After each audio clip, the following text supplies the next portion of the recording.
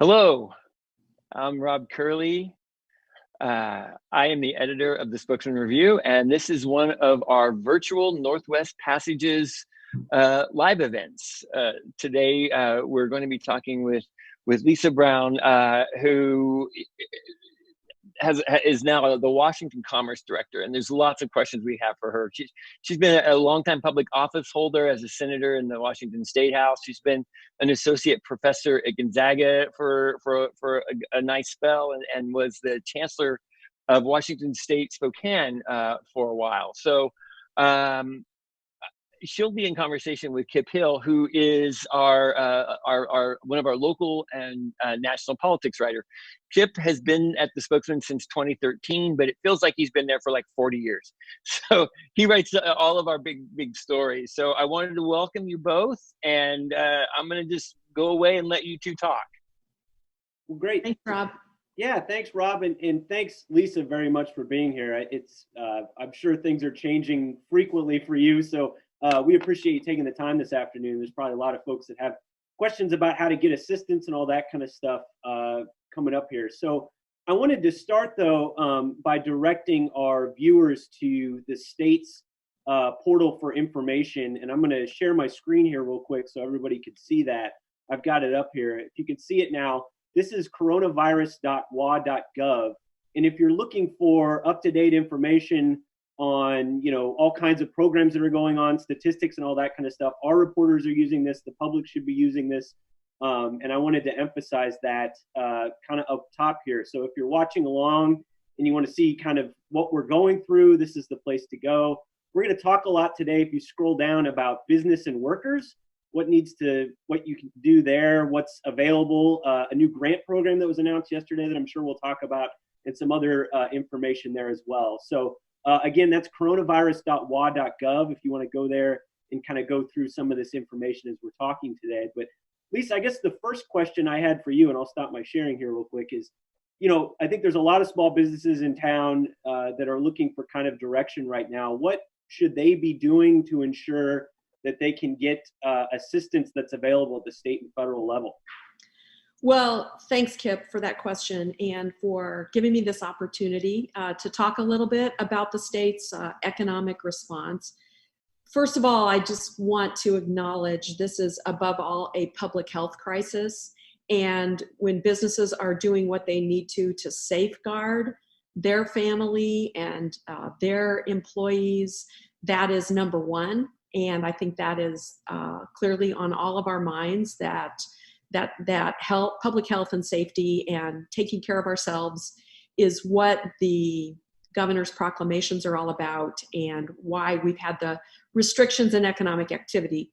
Clearly, it's not the economic activity that we want to restrict, it's the social interactions that spread the virus. So just want to start there. And I know a lot of people's lives are really disrupted by this, and probably will be for a long time. And that really weighs heavily on the minds, I know, of all of our elected officials, our civic leaders, our nonprofits, our faith leaders. Everybody's out there wanting to help make a difference here. So when it comes to businesses, this is really probably the most difficult time that businesses have experienced in my lifetime and your lifetime, which mine's a lot longer than yours. So this is something else, and it's going to last for a while. And the circumstances for individual businesses, whether they're tiny independent contractor or sole proprietorships, all the way up to our largest businesses, are being severely affected. Every corner of the state, just like the virus goes everywhere, the economic impacts of this are going everywhere. So I'm very thankful that you started off with the coronavirus.wa.gov website, because we are working very hard to update it regularly. It is the one-stop portal for everything connected to Washington State coronavirus response. So you've got everything from health data there to resources for parents and students two resources for businesses and employees. And I know that's what we're mostly going to talk about today. I would just answer your first question briefly by saying the first thing for businesses and employees to do is to check out that website and really spend a little time perusing it to think about what their game plan is going to look like, maybe over the next few weeks, the next few months, and figure out what kinds of state and federal assistance they may be eligible for. And it might not be what it used to be, because emergency rules are in place for unemployment insurance, for state agencies are putting emergency rules in place. So things that you might have been worried about before, like a penalty or a late fee, may be waived.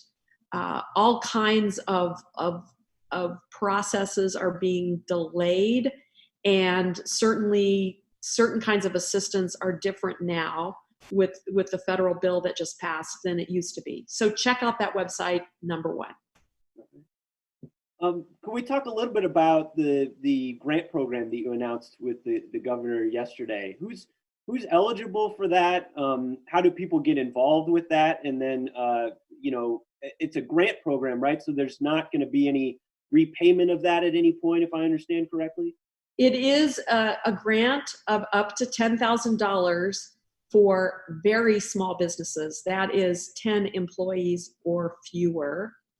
And this came about because as the legislature was leaving the session and the depth of this crisis was beginning to manifest itself, they added an additional $5 million to something known as the Strategic Reserve Fund. It's essentially a fund that the governor has had at his or her disposal to help retain or attract jobs to Washington State. This fund of $5 million in these small chunks of 10,000 or less is not a lot, and it's only the beginning, we know, of what these very small businesses need.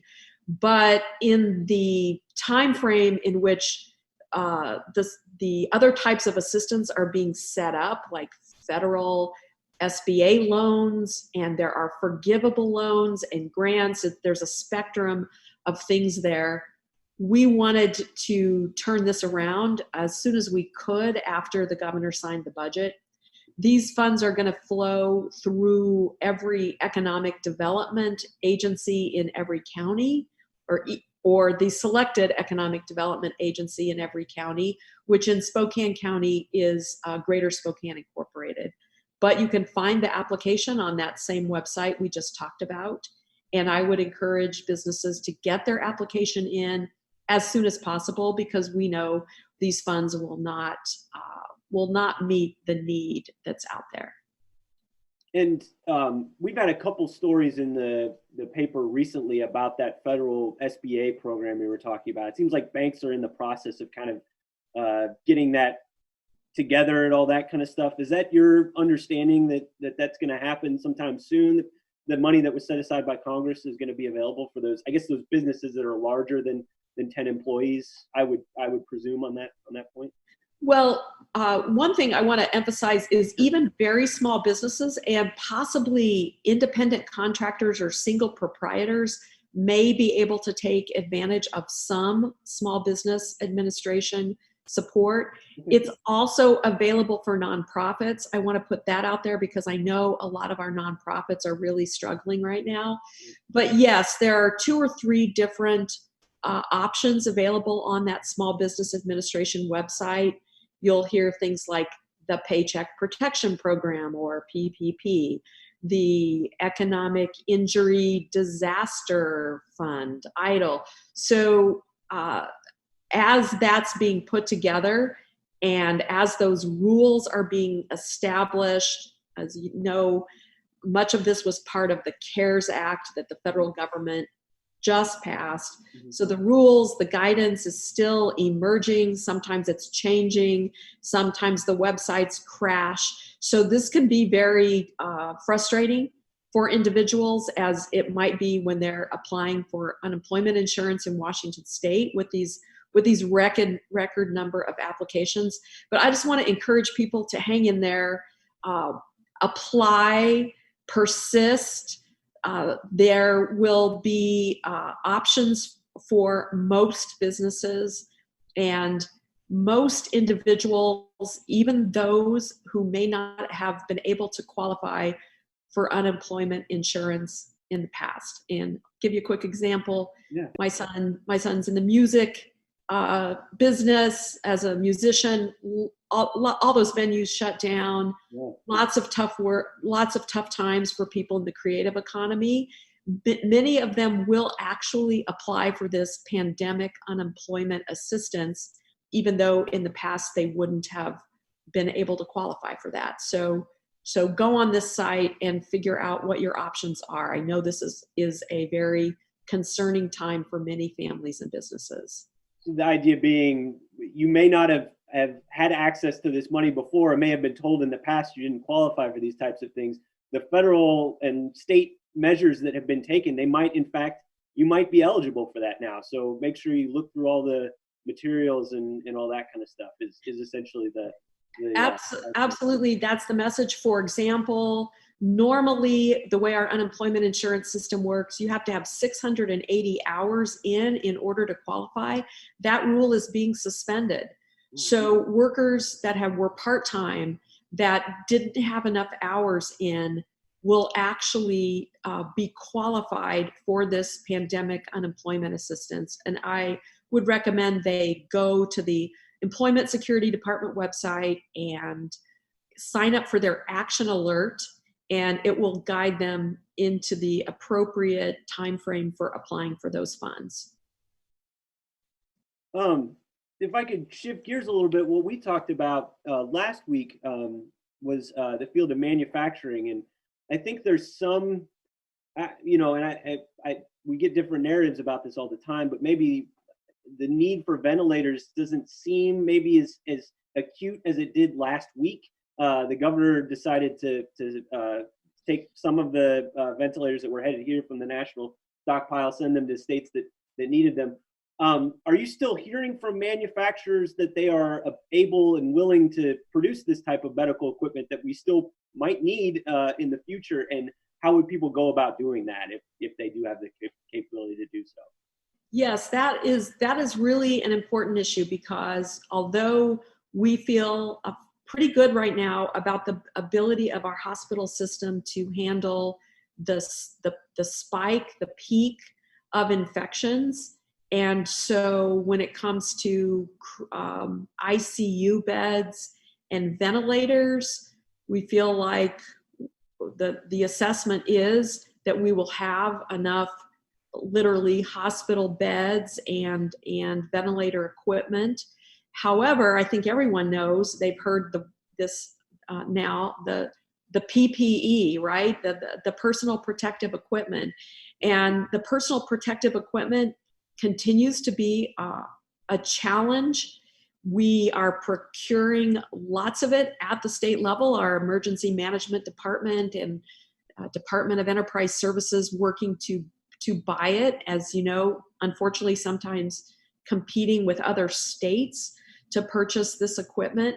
But even as we get past the public health surge, what we will be experiencing is, it's not like we're just going to turn the light back on and everything will go back to the way it was before the virus. In fact, people will say, how do I go back to work safely? Businesses will say, how can I protect my workers? What personal protective equipment would help on a construction site, in a manufacturing facility, in a retail facility?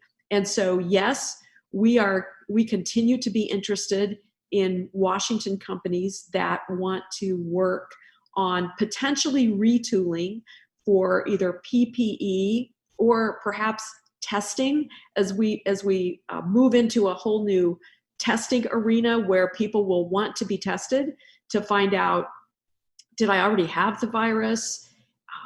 Am I positive or not? It will make us all safer the more information we have and the more testing there is.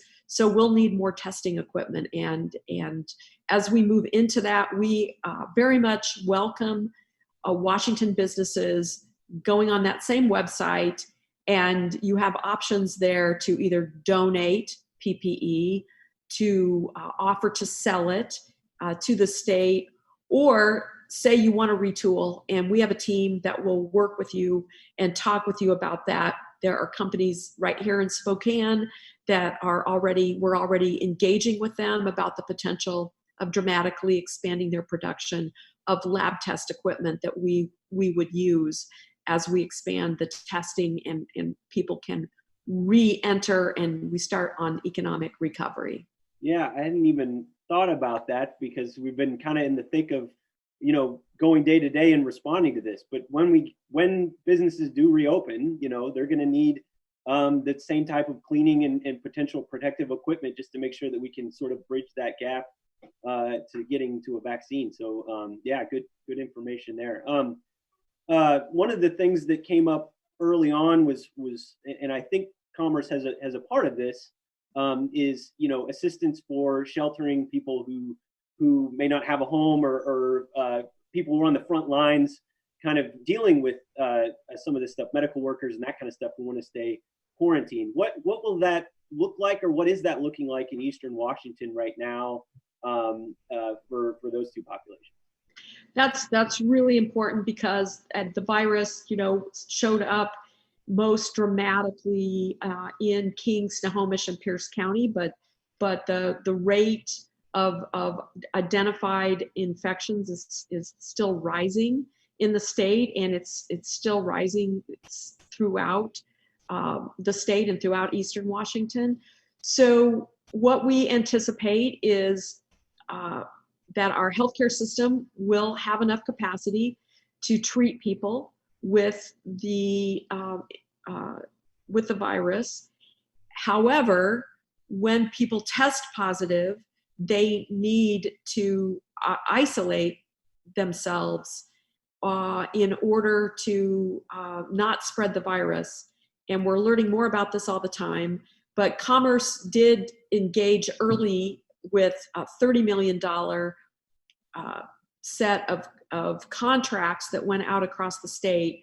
So every county was able to see that some funds would be coming to assist them in their planning around this isolation, quarantine, or alternative beds for example, people in homeless shelters where it's no longer appropriate for them to sleep right next to each other. They need that social distancing of 6 feet. So here in Spokane County, the county decided to engage with the city. The city took on that grant of $1.4 million and has been putting that plan together, which I think people realize include our downtown library, as well as other spaces that are being prepared for this purpose.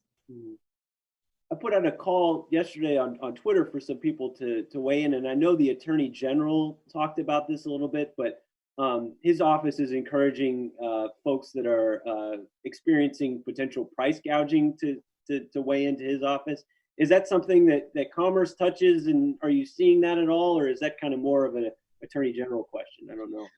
We don't engage with that very much. Now, there are a lot of questions about, as you can imagine, with the governor's proclamations around essential businesses, leads to a lot of questions. What is an essential business, et cetera? And so we have been engaged trying to help communicate that information, and sometimes additional guidance gets put forward almost on a daily basis in response to the questions that are coming in. And then, we look forward to the time frame when we're starting to relax these restrictions and re-engage. Businesses and workers will want to re-engage, and we may be re-engaging in a somewhat different way, more safely, with more social distancing, more sanitation, that kind of thing. And so, again, please look to us through that business worker site, or contact us if there are questions like that we can be helpful with. And I'll remind folks that are watching on here, if they want to submit a question, they can do so on our website through our form that's below this video. Another question that I had that has come up is, you know, and you mentioned it, some of those deadlines have changed. Can you talk a little bit about the deadlines for paying taxes as a business and as an individual, and you know, the potential, I would presume that presents a potential revenue stream problem for the state. I know the governor addressed that when he signed the budget last week. Talk a little bit about that if you would. Yeah, this is having cascading effects, right? So certainly revenue streams that come into governments through sales taxes or other types of activity are all going to dramatically decline. The estimate right now for the state is there may be a $4 billion with a B drop in revenue. Fortunately, there's a rainy day fund with some funds there, but the governor did do a level of vetoes that you certainly don't usually see, based on, I think, dialogue with the legislature and an understanding that there are things that might be good to do but need to be postponed because we need to prepare ourselves for the continuing economic impact of this. Part of this is also working with our federal congressional delegation and sending a message there about our priorities for economic recovery. For example, I just sent a letter this week to our congressional delegation about broadband and the significance of internet access for our kids who now have their school year ended in terms of in the building learning, so they need to rely on online learning, and there is this huge digital divide in our state. And now, if not before, is certainly the time to take that on and to get this digital equity, so that no matter where you are in the state of Washington, and I think we all know you don't have to go very far if you're in your car to sometimes not even have cell service, right? So that digital equity is really key, so seniors can order a prescription, so a business can convert to more of an online sales practice, and so of course, so our kids can have equal access to educational resources. So I wrote a letter talking about that, hoping that gets prioritized in the next federal stimulus package. Which seems like it's. I know there's been discussion at the Senate and House level, but you know, those things kind of come together at the at the 11th hour, as we saw last time. What are you urging in terms of prioritization? Is it we need to build out infrastructure? We need to know where our gaps are? What is the need in rural broadband, would you say? Well, fortunately, we already have both a broadband office in the state, and we have boards like the Public Works Board and the Community Economic Revitalization Board that have already been doing planning grants with local governments, with regions. So we're ready to go. In fact, we're working right now on a really exciting proposal. Hopefully the details of it will come together this week, in which Washington State University will be involved because their extension offices are in every county. And the idea here is if we can't, in the short run, extend broadband access to every home, let's at least have it somewhere where it's easy to drive to. So we are currently mapping what we would call basically drive-in, drive-up Wi-Fi hotspots.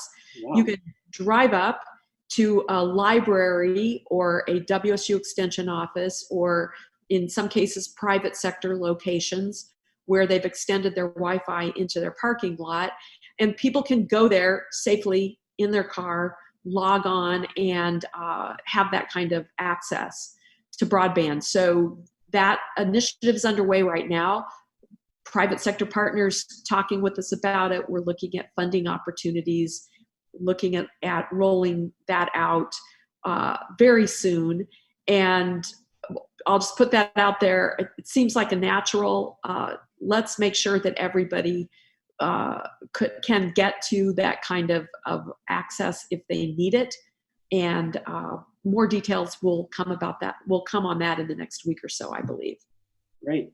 That sounds like a really interesting idea. I know we did appreciate. I mean, there's plenty of places that would appreciate that up in the northern reaches of the state and where we are. Are there other things that and maybe this is more? I mean, you've been in state politics for a long time. Are there things that the state that you're surprised the state is able to do in response to all of this? I mean, I'm just kind of curious, like the reach. We have federal assistance, we have state assistance, specific things that you think are interesting that Commerce has been able to kind of tackle with all the emergencies going on. Well, when I first moved to Spokane, I was still a graduate student in economics, teaching part-time at Eastern, and I would teach about things like the Great Depression, but never expecting to experience something so major. So one thing about this crisis, both public health crisis and an economic crisis, is I think it really is causing people to ask pretty fundamental questions about how certain things work, like healthcare, how they should work. So the governor was asking cabinet members this week, what can we do on a very large scale to help stimulate our economy? Can we do a major infrastructure investment on a state scale, whether or not the federal government comes through with that type of program? So we're asking ourselves those kinds of questions, and we're also talking about what it might look like for Washington, Oregon, and California to align their strategies around testing and re-engagement of workers and reopening of businesses, so that we have some of the same practices and standards in place and are maybe able to support our own businesses and industries in helping us gear up for what will be, I think, testing on a whole different scale, production of that personal protective equipment on a much larger scale. And we are so asking ourselves these questions. I think it'll be very interesting. Here I am in Spokane. I've been here for a few weeks. The year before, spent a lot of time on the road, a lot of time in airplanes, traveling to meetings, to meet people face to face, to engage in international trade activity. Obviously, we're going to ask ourselves, can we do things differently? Can we do more things online? Can we restart our economy without some of the practices we took for granted before?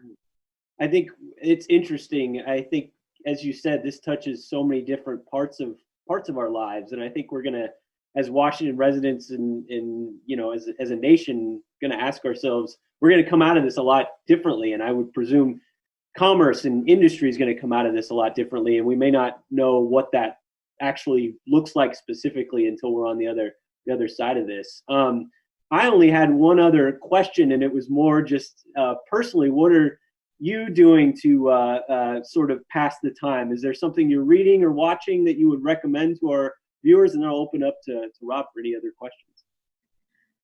That's great. Well, I try to get outside every day in a safe way on my bicycle or on the Centennial Trail. I'm also really missing and appreciating our Spokane businesses, restaurants, wineries, cideries, etc. So take a bike ride to pick up a growler or something like that. Get that take advantage of our spring weather when we have it.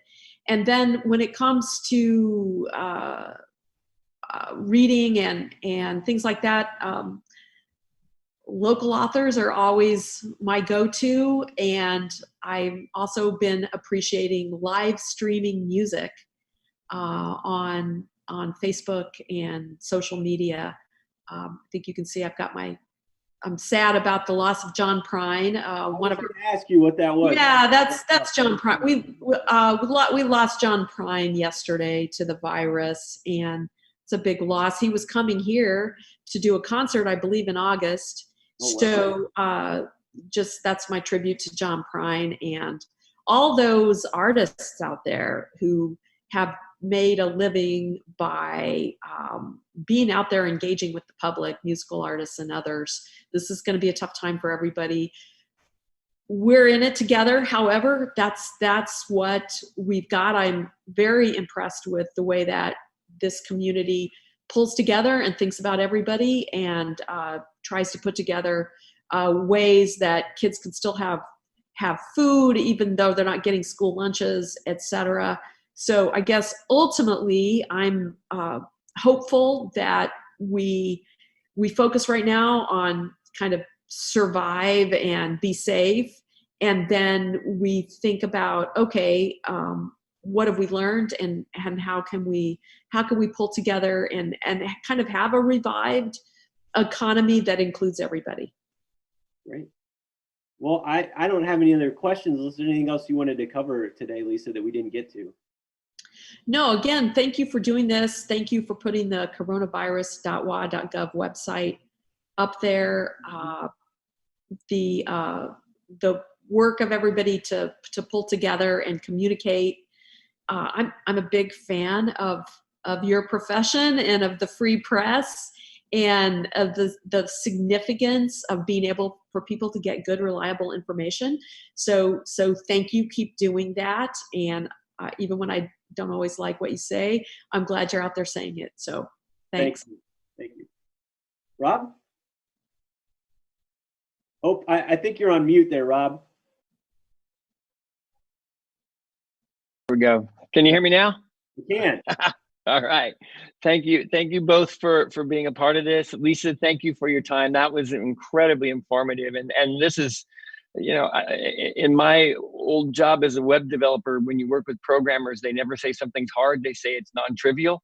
The stuff you were explaining was non-trivial. It's hard, so the explanations you gave were really fantastic. So thank you both. And I have a great day. I keep looking out the window thinking, oh gosh, I need to go out. It's so beautiful out. So thank you both. Enjoy yourself. And Lisa, I hope we can have you back sometime soon.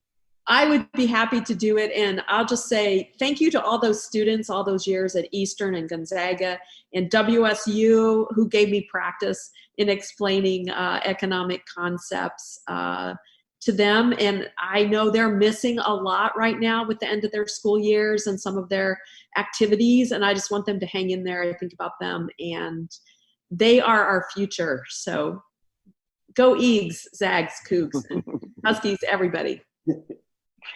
Well, we don't have to be that crazy. I mean, there's some we didn't have to wish success to. No, it's good. Thank you both, and you both have a nice day. Thank you so much. Thanks, Rob.